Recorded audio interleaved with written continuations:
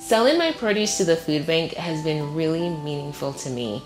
Knowing that my greens is ending up in the hands of families who need it the most has been extremely motivating, and is what keeps me going every single day. If you've ever wondered how to get started selling your produce to the food bank, stick around and I'll show you how. My name is Avrile. I'm an urban farmer here in Phoenix, Arizona. In this video, I'm going to share with you my journey of how I started selling some of my produce to my local food bank. Step number 1 is to visit the website of your local food bank to fill out a producer interest form. 3 years ago when I first started, I was fortunate enough to attend a networking event where I met in person the food bank coordinator who oversaw the Friends of the Farm program. Currently in Arizona, if you're interested in participating in this program, you can follow the link on their dedicated landing page and fill out the producer interest form.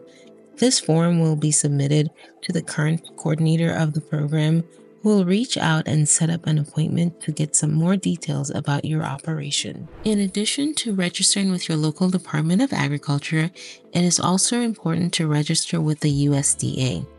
The funding for this program actually comes from the USDA, and so it is very important for your farm to be registered with them. In my case, I was able to follow the links on their website and locate my local field office. Once I did that, I was able to set up an appointment with one of the field agents and did a telephone interview to register my farm and obtain my USDA farm number. Every state is different, so be sure to check with your local Department of Agriculture to see what the requirements are for your state. Step number 2 is determine what your food bank needs.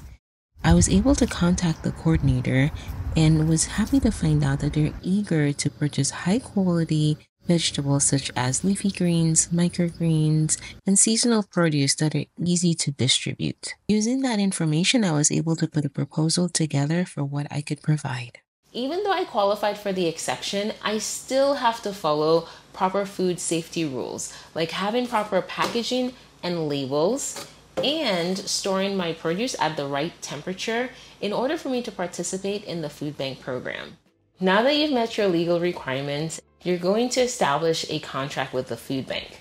Once you have your contract in place, you're going to schedule your deliveries. In my case, I deliver twice a month to the St. Mary's Food Bank, and I schedule my deliveries within 24 hours of harvesting so they get the microgreens at the peak of its freshness. So I hope that me sharing my journey of how I started to sell produce to the food bank opens up the possibility of you doing the same.